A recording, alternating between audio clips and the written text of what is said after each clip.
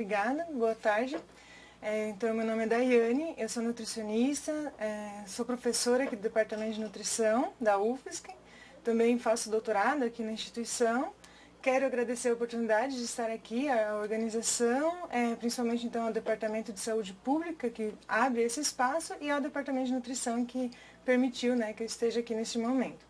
A gente vai falar então com vocês sobre terapia nutricional integral e dando um foco maior ao cuidado e assistência a domicílio. Eu trouxe aqui para a nossa conversa de hoje um pouco mais da base do que é a terapia nutricional, então eu espero poder contribuir um pouco com essas informações e um pouco da experiência que eu vivenciei também.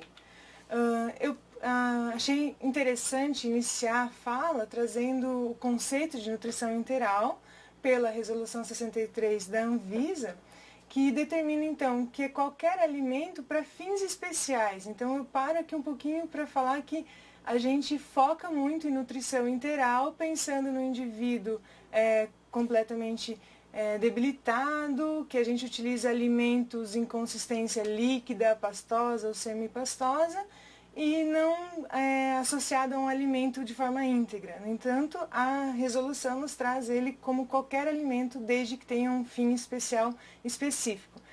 Não é muito a prática de ambientes hospitalares, mas em domicílios pode acontecer. Esses alimentos com ingestão controlada de nutrientes, ele pode ser da forma isolada ou combinada. Então nós vamos falar um pouquinho sobre o que é nutriente isolado e quando que eles estão combinados. A composição definida ou estimada, então essa definição e essa estimativa envolve a determinação de um profissional capacitado e habilitado para isso, para fazer essa estimativa individual, formulada e elaborada para uso por sondas ou via oral. Então, é muito mais comum o termo nutrição integral para uso em dieta via sonda, mas a alimentação via oral, desde que específica, ela também é considerada nutrição integral. Pode ser industrializada ou não, a gente vai falar um pouco sobre isso também, utilizada de forma exclusiva ou parcialmente para substituir ou complementar a alimentação. Então, ela pode ser um adjuvante à alimentação habitual do indivíduo também. Em situação desnutrido ou em risco nutricional, ou que apresentem por uma patologia ou uma situação especial uma necessidade diferenciada e que visa então a manutenção de todos os tecidos fisiológicos e necessidades normais.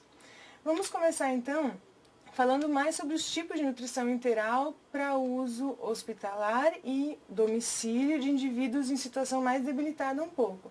Então, existem da nutrição completamente, vamos dizer assim, modificada, não do alimento íntegro, existe o sistema aberto, a nutrição integral em sistema aberto e a nutrição integral em sistema fechado. O sistema aberto é um tipo de nutrição integral que requer manipulação prévia. Então, você tem a dieta, o que você vai fazer, a administração e a oferta para o indivíduo pronto, ou preparo anterior, e existe uma manipulação para que esse indivíduo receba essa dieta. Por isso, sistema aberto. Eu vou mostrar umas imagens depois que ilustra e fica mais fácil de entender. E nesses casos, o uso tem que ser imediato, após o preparo ou após a abertura do frasco, se for industrializada, ou respeitando as normas do fabricante. Então, abriu, tem 3, 4, 5 horas, vai depender do fabricante, mas o uso é no máximo em 24 horas. E a sistema fechado ela não tem manipulação, então é uma dieta industrializada obrigatoriamente e ela é estéril. Você faz a administração direta via sonda para o indivíduo, para o paciente, e não tem manipulação entre a abertura, que acontece direto com o equipo, que depois eu mostro uma imagem também, e a administração da dieta. E daí ela é consumida completamente, até dentro do prazo também, que tem um prazo estabelecido pelo fabricante, mas não tem condicionamento necessário como na nutrição em sistema aberto. Essas imagens aqui são de nutrição integral em sistema aberto, do modelo, então, suplemento ou complemento. Por que suplemento ou complemento? Porque elas não, sozinhas, elas não são suficientes para o indivíduo para atingir suas necessidades. Então, elas vão ter mais concentração de alguns nutrientes ou mais concentração de algumas vitaminas em específico e podem faltar outros nutrientes. Na primeira linha, nós temos mais o que seria um mix de nutrientes, carboidrato, proteína, lipídio e um mix de vitaminas. Né? A primeira embalagem que a gente visualiza mais arrosada, na parte superior, ela, por exemplo, claro, eu escondi a marca ali, mas ela tem várias vitaminas envolvidas, mas você não consegue atingir a necessidade do indivíduo oferecendo apenas esse tipo de nutrição. As outras embalagens, elas diferem apenas em composição também, mas diferem mais no tipo de embalagem em si, mas são nutrientes, são suplementos líquidos, pronto para ingestão. Esses geralmente são usados via oral para indivíduos que não estão em uso de sonda, mas não é contraindicado também. Na parte inferior, eu trouxe imagens de módulos. Então, esses módulos são o quê? São suplementos ou complementos que apresentam concentração de um determinado nutriente em grande proporção em relação aos outros. Alguns têm um único nutriente específico. Então, por exemplo, o primeiro frasco mais branquinho, ele mostra, ele apresenta, na verdade, a concentração de lipídios, né? Só que ele tem uma composição feita para que possa acontecer a ingestão via oral. Já aquele outro frasco mais marrom, ele é uma composição lipídica também, mas ele não vai ter um sabor agradável. Então, ele já é utilizado mais para acrescentar em preparos de nutrição interal para a sonda. As outras duas latinhas, uma é preparo exclusivo de carboidrato, então é oligosacarídeos, que está falando na embalagem, né? Existem maltodextrina também, existem outros, e o outro é exclusivo proteína. Então são módulos que se utilizam para complementar a alimentação, complementar uma dieta. Por isso suplemento ou complemento. Nessa outra imagem nós temos várias opções de dieta integral em sistema aberto, mas daí completa. Ou seja, o indivíduo está usando sonda para alimentação, depois a gente vai ver sobre os posicionamentos dessas sondas, e ele não faz uso não tem nutrição oral, não se alimenta diretamente com alimentos pela boca. Então nós fazemos a administração de dieta pela sonda. Na primeira linha nós temos opções, exemplos, né, de nutrição integral em pó, então ela requer um preparo, uma diluição, e na linha inferior nós temos opções que já vêm prontas, são líquidas e é só administrar. No entanto, elas são um sistema aberto porque os dois frascos anteriores eu tenho que abrir, transferir para um outro frasco, que é o frasco de administração, para que a dieta então seja infundida. Todas essas aqui são completas, mas requer manipulação, algumas mais do que outras, né? E aqui são apenas exemplos, existem uma infinidade de opções no mercado. E nessa outra imagem, então, são as nossas dietas em sistema fechado, dieta integral de sistema fechado. O que é o sistema fechado? Vocês podem ver que nós temos duas imagens que estão mais à direita, né? Que são embalagens flexíveis, e as outras duas são embalagens, então, tipo garrafa PET mesmo, mas todas existem uma quantidade de nutrição integral pronta e que não vai requerer nenhuma manipulação. A embalagem não é aberta, o líquido não é transferido para outro frasco. Nós temos a sonda do indivíduo, um equipo que é utilizado para a administração da dieta, e em uma das extremidades do equipo ele é pontiagudo. Então, essa extremidade ela vai ser utilizada para perfurar e abrir essas embalagens, num local específico, né, naquela abertura, naquela extremidade que é própria para isso. Então, a dieta ela vai ser infundida por esse equipo, a outra extremidade é ligada na sonda do paciente, e nós não temos nenhuma manipulação, e ela é estéril. Então, por isso, ela pode ficar ao lado do paciente, sendo infundida por 24 horas sem nenhum problema, né? Que é o que o fabricante garante de qualidade da alimentação.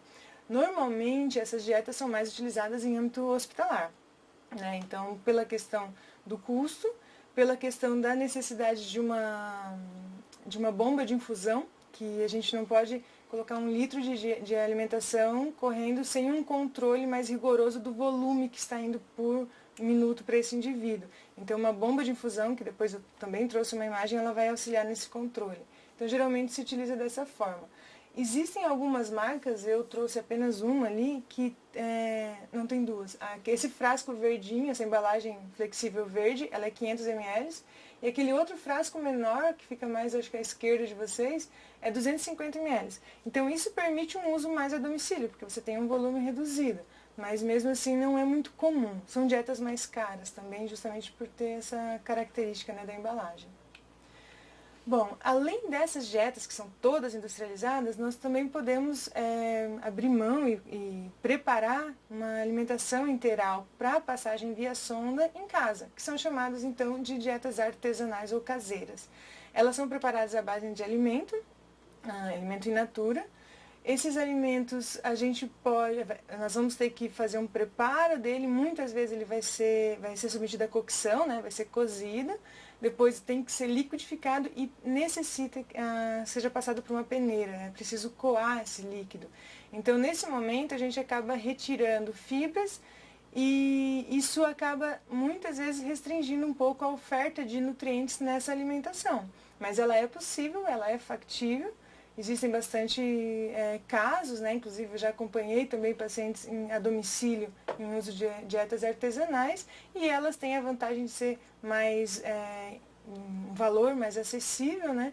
E você também pode fazer uma combinação associando uma dieta preparada à base de alimentos com aqueles módulos que eu apresentei nos primeiros slides. Então, você combina, o nutricionista, né, vai fazer um cálculo de uma alimentação, quais são os alimentos utilizados e no final a gente consegue verificar qual é o resultado dessa combinação de alimentos. Então, o meu resultado ficou muito baixo para carboidrato, por exemplo. Então, eu tenho um módulo de carboidrato, eu vou lá adiciono 2, 3 colheres e eu completo essa alimentação. Proteína, é mais comum proteínas, né? Vitaminas também pode ser utilizado dessa forma.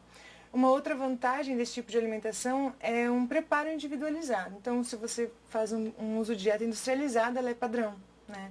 Agora, quando você faz uma dieta caseira, você escolhe os alimentos que vai integrar.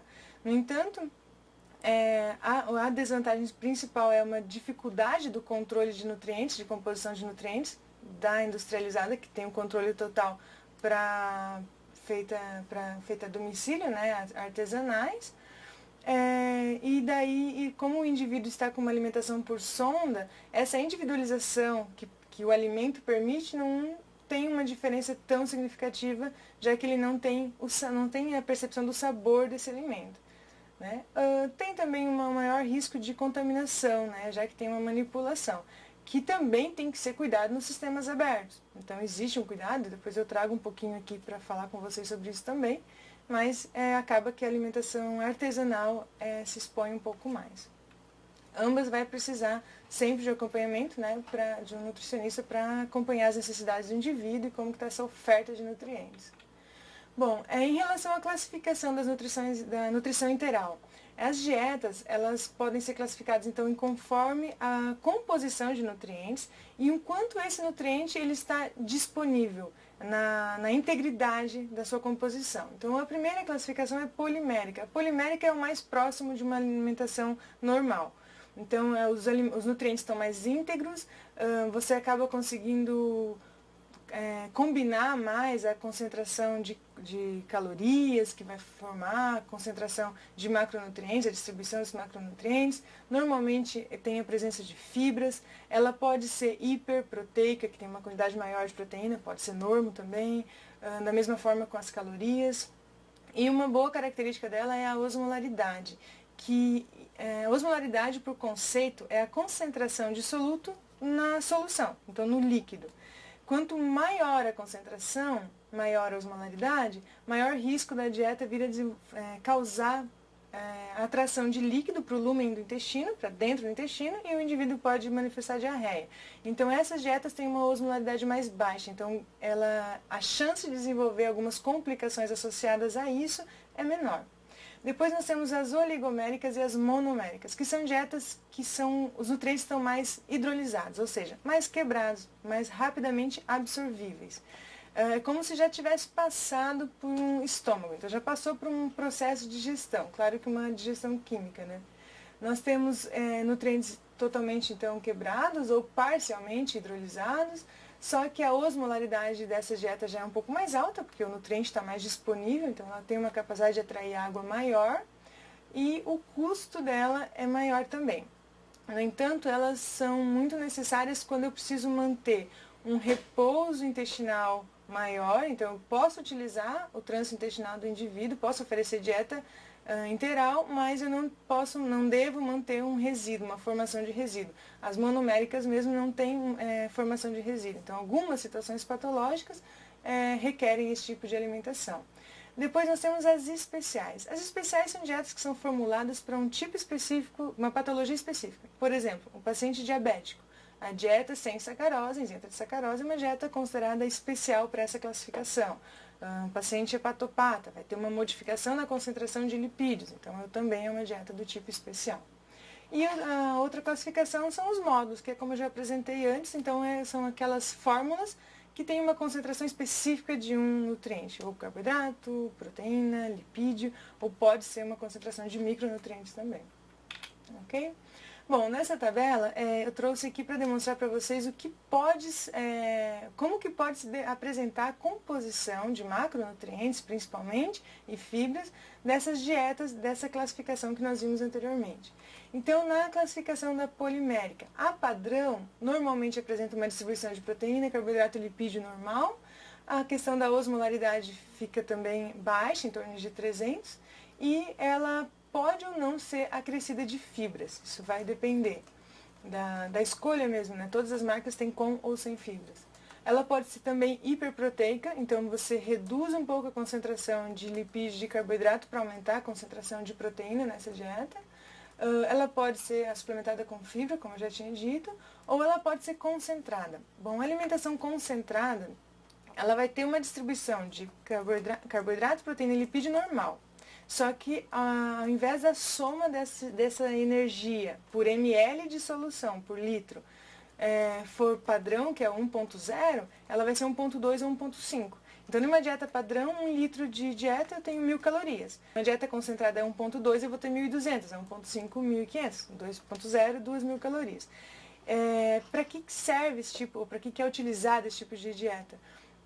Para um indivíduo que não pode receber um grande volume, ou não aceita um grande volume de dieta, então, a partir de 250, 300 ml já apresenta distensão abdominal, ou apresenta diarreia, alguma complicação, ou para um indivíduo que aceita um bom volume, mas precisa ganhar peso. Então, para que você faça com que ele atinja as necessidades para o ganho de peso, por exemplo, eu ia ter que passar um volume muito grande, 2,5 litros de dieta por dia. Então, ao invés de você aumentar tanto o volume numa dieta padrão, você mantém um volume um pouco mais reduzido, mas com uma dieta concentrada. Aqui nós temos alguma composição das dietas parcialmente hidrolisadas, que é, como eu falei antes, as monoméricas, né, as oligoméricas. Então, a concentração de lipídio varia um pouco, a osmolaridade, nós tínhamos visto antes era 300, aqui vai até 650. Ela pode ter a composição de proteína, ela pode ser parcialmente hidrolisada, ou seja, ao invés da proteína completa, ela é parcialmente já quebrada, ou os aminoácidos livres, né, que estão prontos então para absorção. E aqui nós temos a apresentação dos módulos, então, como eu tinha falado para vocês antes. Então, as proteínas, daí é um módulo exclusivo de proteína, então geralmente ela está apresentado na composição de pó. O carboidrato, normalmente é feito, os módulos são de maltodextrina, que é um carboidrato de boa absorção, que não tem uma influência tão grande na variação da glicose sanguínea, comparando com a sacarose, mas também varia. Lipídios eles podem ser suplementados em poliinsaturados ou em triglicerídeos de cadeia média, que também em algumas situações é recomendada a suplementação, ou ainda módulos de fibras. Então, por exemplo, no caso que eu citei antes, você preparou uma alimentação artesanal, a gente tem que coar, porque senão o resíduo pode obstruir a sonda, e eu estou com uma dieta quase isenta de fibras. Então, você pode utilizar um módulo e acrescentar fibras na alimentação do indivíduo. A gente sempre vai ter que fazer testes mesmo. Você verifica quanto de fibra você vai poder adicionar para que aquela constituição do líquido da dieta fique adequado para a infusão. A gente tem que pensar que eu tenho um lumen da sonda, né, uma abertura bem reduzido em comparação ao trato gastrointestinal normal, então eu tenho que considerar isso também. Bom, uma coisa que eu gosto de sempre frisar bastante é que a nutrição enteral, o uso dela, não contraindica a alimentação via oral. Então, a pessoa está com uma alimentação enteral, mas se por exemplo, um idoso está por algum motivo, alguma patologia, ele foi passada uma sonda, por exemplo, nasointeral, e o indivíduo pede alimentos e tem capacidade de deglutição boa. Então, qual que é a indicação? Que mantenha, claro. O ideal é que tenha um profissional capacitado, habilitado para fazer essa análise da deglutição desse indivíduo. Então, um fonoaudiólogo fez a avaliação e, ok, ele pode deglutir, mas ele não consegue ingerir alimentos em quantidades suficientes para atingir suas necessidades. Então, você mantém a sonda, não retira, mas vai ofertando alimentação via oral também de forma concomitante. Então, não é contraindicado, ao contrário, é indicado. Em relação à indicação da terapia nutricional, ela é indicada quando eu tenho um comprometimento do funcionamento do trato gastrointestinal, então o indivíduo não tem uma boa deglutição, ou o estômago tem alguma patologia, algo que eu tenho que deixar o estômago em repouso, então eu começo a alimentação já a nível intestinal, ou às vezes até o início do intestino também pode ter algum comprometimento, você começa a dieta a seguir, desde que essa outra porção esteja funcionante. Quando a ingestão via oral é insuficiente, quando que a gente considera insuficiente? Quando ela atinge, ou melhor, quando ela não atinge pelo menos 60% das suas necessidades energéticas e proteicas. Então, é necessário fazer uma avaliação individual, verificar as necessidades do indivíduo e comparar com o que ele está ingerindo. Outra indicação é quando eu percebo que não atingi os 60%, fiz uma associação com suplementação, aqueles suplementos que eu mostrei num dos primeiros slides, e mesmo assim não atinge 75% da necessidade, tanto energética como proteica. Daí a indicação de terapia nutricional via sonda, interal. Que apresente algum grau de desnutrição ou que apresente uma doença que é catabólica, conhecidamente catabólica, que aumente o gasto energético. Perda ponderal importante, ou seja, perda de peso involuntário importante nos últimos 6 meses, em torno de 10% já é considerado uma perda importante. Disfagia, que é a dificuldade para deglutir, deficiências neurológicas, como estado delirante, qualquer situação que venha a comprometer a deglutição. E aumento do requerimento nutricional, que pode acontecer nas doenças catabólicas mesmo. Então, por exemplo, pacientes queimados, depende a área queimada também, grandes traumas. Então, aumenta muito a necessidade do indivíduo, então é indicado nesses casos.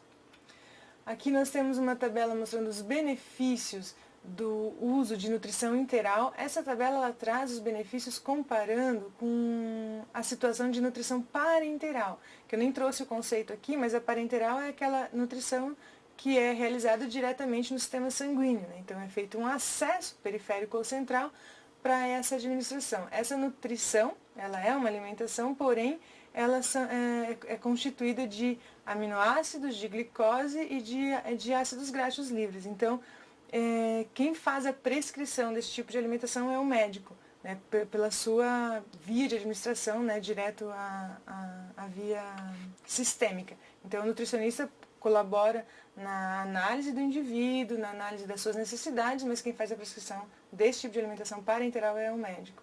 Então, em relação à parenteral e à enteral, os benefícios é a manutenção da fisiologia normal. Então, sempre que você tiver um trato gastrointestinal funcionante, utilize. Funciona a regra para o trato gastrointestinal é a mesma do que para os músculos, Se você não utiliza, você perde. Então, utilize para a manutenção da mucosa, para a manutenção do sistema imune. Existem vários estudos mostrando a relação da manutenção da integridade da flora intestinal com as defesas do organismo, com a resposta neurológica também envolvida, do eixo hipotálamo, hipófise. Então, é uma grande área ainda a ser estudada, muito interessante por sinal. Então, a manutenção dessa fisiologia, que parece muito simples para a gente, ela envolve o indivíduo como um todo. Imunológicos, acabei de citar também, e custos, Então, a nutrição parenteral, se a nutrição enteral, quanto mais especializada, maior o preço, a parenteral está no topo, Então, o custo, então, para o indivíduo, para o sistema de saúde também é bem significativo. Nesse outro quadro aqui, nós temos um algoritmo que nos orienta em relação à indicação da nutrição enteral. Acaba já sendo um pouco do que eu já falei para vocês, mas é interessante para a gente visualizar isso de uma forma mais gráfica. Então, quando eu faço lá no topo, uma análise da capacidade do indivíduo, capacidade ingestiva, e percebo que ele tem uma ingestão via oral com comprometimento, se tem um funcionamento adequado, eu vou para a dieta via oral. Então, nós estamos primeiro mais à direita ali do slide. Se essa dieta via oral é suficiente, então nós vamos para o sim, eu vou fazer uma reavaliação em 7 dias. Então, todo indivíduo com alguma situação que pode vir a debilitar o estado nutricional dele, se for a nível hospitalar, normalmente isso já acontece. Agora, quando tem o profissional nutricionista inserido na equipe.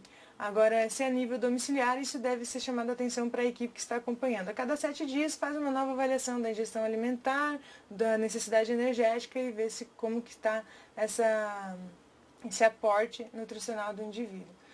Se não é suficiente, eu vou tentar fazer uma combinação.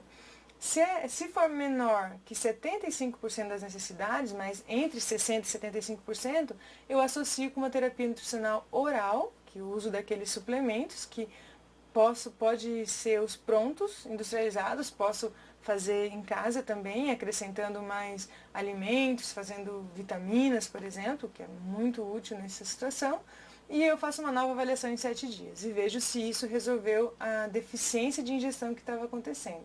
Se ela tiver agora menor que 60%, já é indicativo de terapia nutricional enteral. Voltando lá para cima, se a ingestão via oral não é permitida, eu tenho que verificar o que está acontecendo. O trato gastrointestinal está funcionante? Se ele estiver funcionante, então eu posso passar uma sonda. O indivíduo não consegue mastigar ou não consegue deglutir, então eu posso passar uma sonda para, vamos dizer assim, pular essa etapa que está com defeito momentâneo. Ou não. Né? Faz a passagem da sonda, lembrando que quem faz a prescrição da passagem da sonda é o médico, quem faz a passagem da sonda é a equipe de enfermagem, né? A nutrição entra com a prescrição dietética. Se a terapia nutricional ela é suficiente, ok, a gente mantém e vai acompanhando para verificar se é possível fazer o desmame, se esse indivíduo pode voltar a se alimentar sem o uso da sonda. Agora, se ele não for suficiente, daí é indicativo da nutrição parenteral. E se, voltando lá em cima, se ele não é funcionante desde o início, se eu tenho, por exemplo, uma pancreatite aguda, eu tenho que manter repouso naquele momento do trânsito gastrointestinal. Eu não posso usar a nutrição enteral. Então, eu já vou direto para uma parenteral. Claro que a parenteral, ela só vai ser indicada, já estou entrando um pouco mais num outro assunto, mas ela só vai ser indicada quando se tem um prognóstico de alguns dias que o indivíduo tem que manter em repouso do trato gastrointestinal. Né? A equipe vai avaliar, mas não é um dia sem alimentar já vai para parenteral. Né? Tem que ser feita uma avaliação mais completa dessa situação.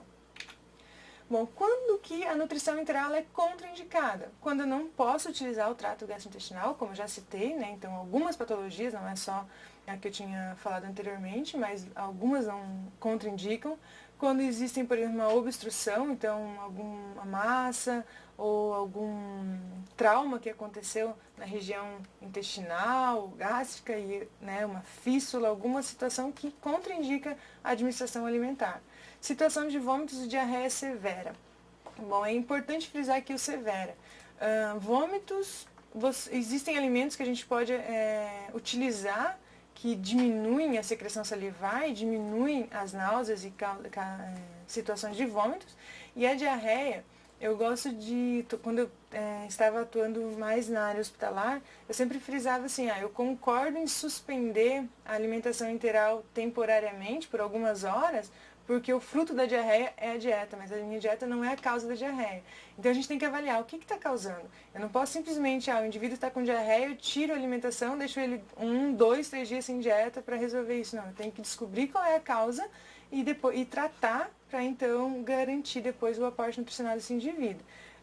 Ainda assim, em algumas situações a gente não retira a alimentação, você reduz para tentar garantir algum aporte nutricional. O indivíduo desnutrido, a falta de nutrientes, ele interfere inclusive no tratamento medicamentoso. Então, a gente não pode esquecer ou acreditar que eu vou tratar tudo o resto e depois eu vejo como que está o estado nutricional dele. Não, a gente tem que ter isso bem junto com o tratamento, é concomitante. Pancreatite, como eu tinha falado antes, né, situação aguda, depois a gente já pode entrar com a alimentação. Existem dietas industrializadas, principalmente para uso hospitalar, que ela é própria para indivíduos em situação de pancreatite. Doenças terminais. A doença terminal, assim como o último item, que é a inconsistência em relação ao diagnóstico e aceitação do indivíduo, isso é uma questão de conversa entre equipe, paciente e familiares também. Então, a nutrição, ela não tem apenas o objetivo, né, de resolver a situação fisiopatológica e de cura, mas também de manutenção de conforto, né, manutenção básicas. Então, mesmo em situação paliativa, em situação terminal, a gente pode indicar nutrição integral, desde que tenha, então, comum acordo com a família e com o indivíduo. Quando não existe acordo, né, a alimentação integral, então, não é recomendada. Aqui nós temos a imagem, então, com as vias de acesso, né? Então, nas duas imagens superiores, nós temos os acessos que seguem, vamos dizer assim, a estrutura fisiológica do indivíduo. Então, ela pode ser oro ou naso, gástrica ou entérica. Então, quando eu falo em oro ou naso, é a área de passagem da sonda, ou pela cavidade oral ou pela cavidade nasal. E quando ela chega até o estômago, ela é gástrica. Então, nasogástrica é passada pelo nariz, pela cavidade nasal, até o estômago. Nasoentérica, ela vai então até o intestino. A entérica ainda tem as alturas do intestino, né? Qual é o segmento intestinal onde a extremidade da sonda foi colocada. Normalmente essa sonda, após a passagem, é feito um exame de raio-x para verificar se a extremidade está realmente no local que deveria estar. E ainda existem as ostomias. As ostomias, então, ela é feita através de um procedimento cirúrgico simples, mas que a sonda é colocada no posicionamento ou gástrico ou entérico, que seja, mas a abertura é feita geralmente pela caixa, pela parede abdominal. Então, nós temos a gastrostomia, quando é feita uma ostomia fazendo abertura, ligação no estômago, ou, por exemplo, jejunostomia, que quando ela faz direto no jejum, né, que é a segunda porção do intestino delgado. Nessa outra imagem aqui mostra essas alturas que eu havia comentado anteriormente. Então, uma sonda naso, porque foi passada pela cavidade nasal, gástrica, porque parou no estômago, duodenal, porque ficou no duodeno, ou jejunal, porque vai até o jejuno. E ainda nós temos jejunostomias, gastrostomia, e nessa imagem também mostra a faringostomia, que na minha experiência em hospitais eu nunca acompanhei nenhum paciente com esse tipo de ostomia, mas é uma possibilidade também. A gente vai ver um pouquinho agora sobre as vantagens de cada uma dessas vias. Então, vias em relação ao posicionamento da sonda. O posicionamento gástrico, quais são as vantagens? Você aproveita, você utiliza da habilidade do estômago em relação à digestão, em relação ao armazenamento, né, temporário, mas um armazenamento do volume. Então, você tem uma flexibilidade maior para manipular a alimentação desse indivíduo. Você sabe que você pode dar alimentos desde que passem pela zona, então liquidificados, mas alimentos mais íntegros, né, os nutrientes mais íntegros. Você pode dar maiores volumes de alimentos, porque eu tenho um estômago funcionante que vai receber esse alimento. A desvantagem é que em indivíduos, principalmente acamados, o risco, e com dificuldade também de deglutição, o risco de aspiração de um resíduo alimentar acabar indo para a laringe, indo para o pulmão, é maior. Então, isso é a maior desvantagem da posição gástrica, tá? Ocorrência de tosse, náuseas, isso tem um pouco relação também com esse refluxo que pode acontecer. E as vantagens em relação ao posicionamento entérico, seja duodenal ou jejunal, é que ela diminui, então, os riscos de aspiração. Ela ainda está utilizando uma parte do trato gastrointestinal, só que agora já excluiu o estômago, né? E o fato de você excluir uma parte do trato gastrointestinal, você pode comprometer. Se ele está saudável, ele pode vir a adoecer, porque ele não está sendo utilizado. Tem uma questão de secreção de sucos gástricos que ainda se mantém, né? Que pode vir ainda a adoecer. E em relação às desvantagens, apesar dessa referência trazer um pouquinho da aspiração também, mas já é reduzido, eu acredito que é mais em relação ao volume e ao tipo de dieta utilizada. Se você está infundindo uma dieta direto a nível intestinal e não gástrico, você tem que considerar que esse alimento ele deveria ter passado pelo estômago, então ele já tem que ser mais digerido, né? Ele tem que ser uma absorção mais facilitada. Bom, em relação aos métodos de administração, Bom, a nutrição enteral, considerando a alimentação agora apenas por sonda, ela pode ser administrada em bolos, que é quando a gente utiliza o auxílio de uma seringa própria para alimentação enteral. Você tem o seu preparo da dieta, faz a colocação da dieta na seringa e conecta na sonda e faz a infusão. Essa infusão acaba permitindo, às vezes, uma consistência mais, vamos dizer assim, sem tanta restrição de consistência, porque eu tenho o auxílio de uma seringa e você tem uma certa pressão que a gente faz na hora da infusão. Você tem que manter uma progressão contínua, não pode passar a dieta muito rápida também, mas tem uma certa autonomia, né? Você tem um controle maior da infusão. O segundo é a administração intermitente, é quando você prepara a dieta, coloca num frasquinho, faz um posicionamento acima da sonda, né? Geralmente quando é naso, então tem que estar acima da cabeça do indivíduo, cerca de 30 a 40 centímetros, e utiliza a força da gravidade para que essa dieta seja infundida. A diferença aqui é que a alimentação tem que ser então, numa consistência bem líquida, né? Bem adequada para que aconteça o gotejamento, né? Senão ela vai parar ali e você tem que estar sempre com atenção. Tem ainda a administração cíclica, que daí você utiliza a administração que pode acontecer por 10 a 16 horas e depois tem o período sem alimentação. Esse tipo de administração requer a bomba de infusão, que é uma máquina, um equipamento que vai fazendo com que a dieta seja infundida, então não utiliza a força da gravidade. E a administração contínua também utiliza a bomba de infusão. Só que daí geralmente se faz a infusão por 20 horas ou 24 horas. Geralmente esse tipo de infusão é feito a nível hospitalar. Então você administra, por exemplo, 20 horas de dieta, desliga, deixa 4 horas em repouso e depois começa de novo mais 20 horas. Então esse aqui, tanto a cíclica como a contínua, geralmente é utilizado para sistema fechado. Mas não é exclusivo também.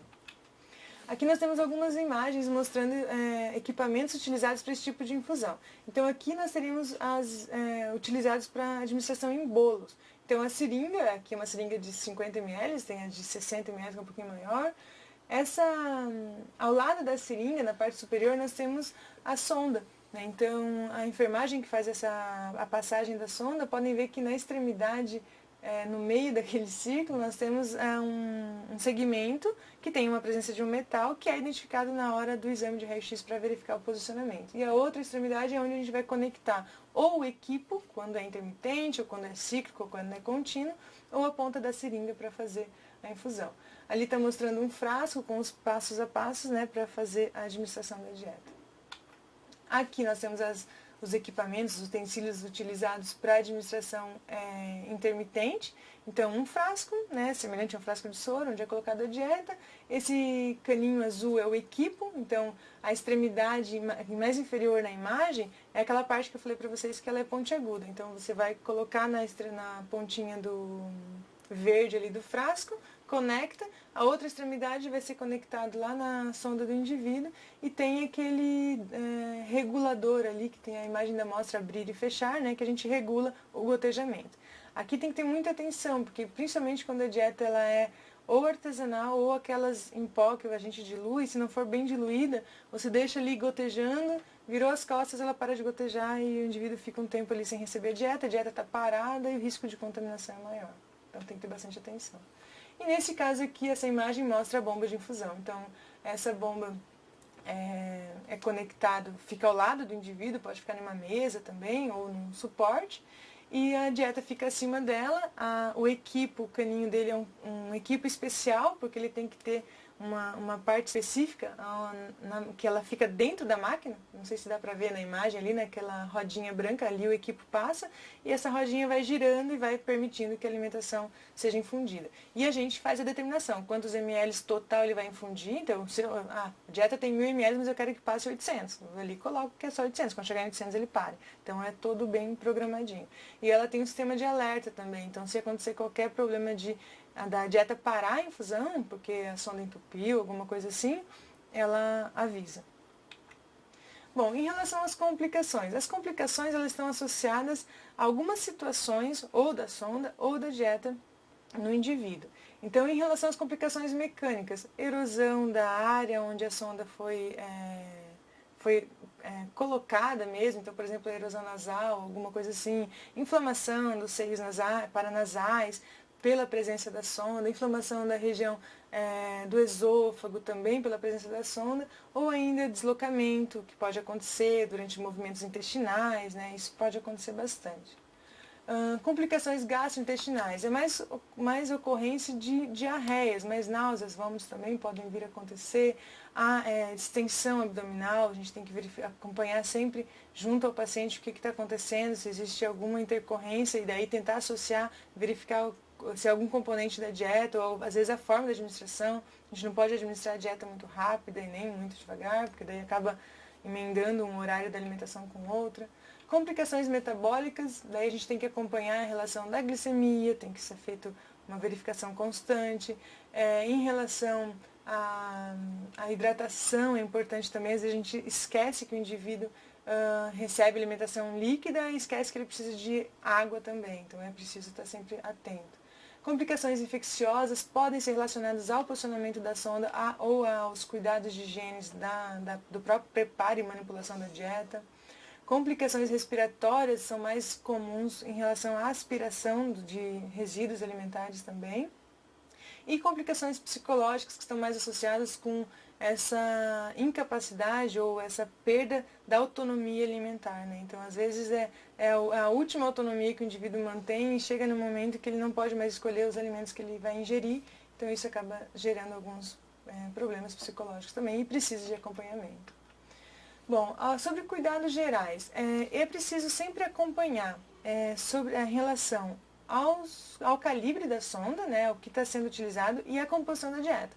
Então, se eu tenho, por exemplo, uma ostomia que permite um calibre maior, você pode abrir mão de uma dieta já talvez mais concentrada em relação à consistência, um pouco mais voltada ao pastoso, quase pastoso.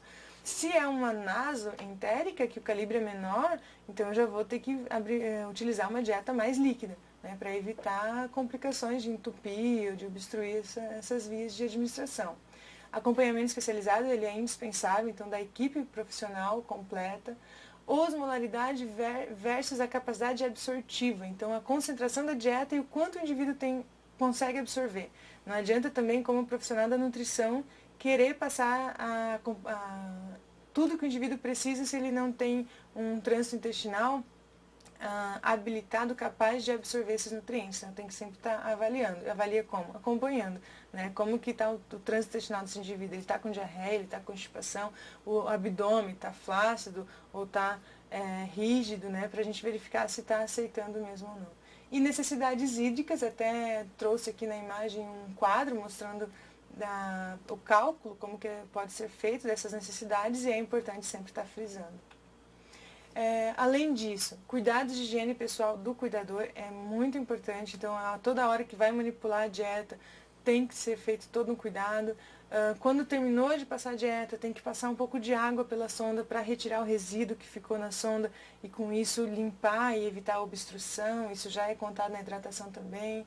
A higiene do ambiente e dos utensílios que é utilizado, descarte dos utensílios que são descartáveis é importante, não ficar reutilizando, porque os equipos mesmo não tem como lavar esses instrumentos. Sanitização dos alimentos antes do preparo é importante também. Observar o tempo adequado entre preparo e consumo. Então, infelizmente, o tempo, né, que o cuidador tem para se dedicar acaba, às vezes, sendo limitado, e você quer preparar uma grande quantidade de refeição e ir oferecendo ao longo de 2 dias. Isso não pode acontecer, né? Então, existe um tempo para preparo e para administração. Não pode passar disso, é muito perigoso. Em função da infusão da dieta em temperatura ambiente. Essa é outra coisa importante. Não pode infundir dieta nem gelada e nem quente, né? A gente não pode permitir isso, porque vai alterar a contração mesmo de estômago ou de intestino, onde a dieta está chegando, e isso vai alterar o trânsito intestinal. O indivíduo pode não conseguir absorver de forma adequada os nutrientes, desenvolver diarreia, intolerância à alimentação, pela temperatura da dieta também. Água mineral filtrada ou fervida, tanto para hidratação como para limpeza da sonda. É muito importante para garantir a qualidade dessa água. Em relação ainda ao posicionamento, Indivíduos acamados, é importante que na hora da infusão da dieta, a cama ou a cabeceira seja inclinada. Então, se preconiza 45 graus, né, a partir disso para mais, então quanto mais sentado, melhor. E depois que acabou a dieta, 30 minutos a manutenção dessa postura, que é para evitar justamente a aspiração que é comum. Seguir o plano estabelecido, então tem um nutricionista envolvido que fez um cálculo da necessidade e da prescrição, então siga esse plano. Se por algum motivo não está conseguindo seguir, quando é feito o fracionamento de dieta, que é bem comum em caso de uso de sonda, às vezes um horário está ficando muito perto do outro e daí o indivíduo está ficando sempre muito indisposto, reclama de distensão abdominal e você pula um horário. Anota e fala para o nutricionista depois. É muito importante para que ele possa verificar como pode modificar o esquema para atingir as necessidades, né? Não deve ser passado despercebido. E as dietas artesanais sempre tem que liquidificar e coar para evitar, então, o entupimento da sonda. Acompanhar pela equipe multiprofissional o estado nutricional, os dados clínicos, verificar como que está a sonda. Então, muitas vezes o local de posicionamento da sonda está com alguma inflamação, é muito importante acompanhar, isso pode gerar outros problemas. Em relação ao funcionamento gastrointestinal, aos exames laboratoriais, sempre que possível eles têm que ser acompanhados por toda a equipe. E essa equipe, ela é composta então por vários profissionais. Então, a legislação traz que em âmbito hospitalar, nós temos que ter a presença do médico, do nutricionista, do enfermeiro e do farmacêutico obrigatoriamente. Outros profissionais também podem fazer parte, mas obrigatoriamente esses profissionais. Cada um tem a sua especificação, a legislação é bem clara quanto a isso, em relação à função, mas é muito importante. O indivíduo precisa desse acompanhamento multidisciplinar. E quando é a nível domiciliar, existem as equipes de saúde também especializadas e também completas por vários profissionais para esse tipo de cuidado. Em relação à dispensação de fórmulas pelo Sistema Único de Saúde, existe também uma legislação que regulamenta. O Sistema Único de Saúde fornece várias dietas, vários tipos de fórmulas interais, então, desde que tenha uma prescrição. Quando ela é a nível hospitalar, é a equipe multiprofissional de terapia nutricional que vai fazer essa demanda e o encaminhamento. Quando é ainda após alta, a nível domiciliar, nós temos então a equipe de atenção básica ou de atenção domiciliar que podem receber essa demanda, essa percepção da necessidade de uma nutrição integral e encaminhar também para os setores competentes. A dispensação pode ser permanente ou condicional temporária, então permanente quando o indivíduo vai precisar da nutrição integral para o resto da vida, ou temporário quando é por um período curto, né, de uma necessidade específica. Mesmo assim, para qualquer uma das situações, o acompanhamento nutricional e clínico é muito importante e avaliar as possibilidades do uso de fórmulas artesanais, tentando sempre minimizar os custos para o indivíduo e para o Sistema Único de Saúde. Bom, essas aqui são as referências que eu utilizei para a montagem dessa nossa conversa hoje. Agradeço muito a atenção de vocês, deixo o meu contato aqui, caso alguém tenha interesse para tirar mais dúvidas, mas a gente abre agora também para perguntas, né? E a gente vai respondendo dentro das nossas possibilidades. Agradeço muito. Pergunta, a partir de qual volume de resíduo gástrico que temos que suspender a dieta? Olha, a gente tem que avaliar como um todo, né? Quando o indivíduo apresenta um resíduo gástrico permanente, você verificou em várias aferições, a gente vai verificar o que está acontecendo. Então, é uma situação de parestesia do intestino, então eu vou suspender a dieta temporariamente e tentar verificar o que está acontecendo em relação ao nível intestinal. Por que a dieta está permanecendo no estômago, né, nível gástrico? Mas não existe uma diretriz específica, a partir de 10 ml eu já vou suspender. Não, a gente verifica, tá ficando resíduo, eu posso tentar reduzir um pouco o volume nas infusões, principalmente se ela é intermitente, e acompanho, né? E daí verificar o que está acontecendo. Se for, por exemplo, uma parestesia intestinal, isso vai contraindicar a nutrição parenteral, a nutrição enteral. E daí eu vou ter que abrir mão de outro tipo de fonte nutritiva para o indivíduo. Aí a Camila também mandou a pergunta aqui. Para hidratação calculamos 30 ml por quilo ou você orienta outro cálculo? Não, geralmente é isso que a gente utiliza. X em questão de 30 ml por quilo, né? Existe diferença, às vezes, para idosos, né? Para indivíduos jovens, mas normalmente é esse cálculo. E daí a gente tem que verificar qual é a concentração de quilocalorias por ml da nutrição que está sendo utilizada, reduzir o que já está sendo ofertado de hidratação pela alimentação, e você já verifica mais ou menos o quanto é injetado naquele momento após a administração de dieta para a limpeza da sonda, e o restante daí é ofertado realmente num frasquinho com água em algum intervalo da alimentação, da hidratação mesmo.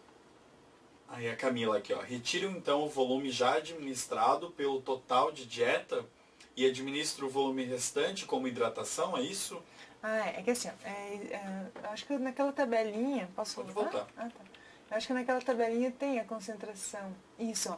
Então ali, ó, se ela, por exemplo, é uma dieta de 1 a 1,2, em torno de 800 a 860 ml é ofertado pela alimentação.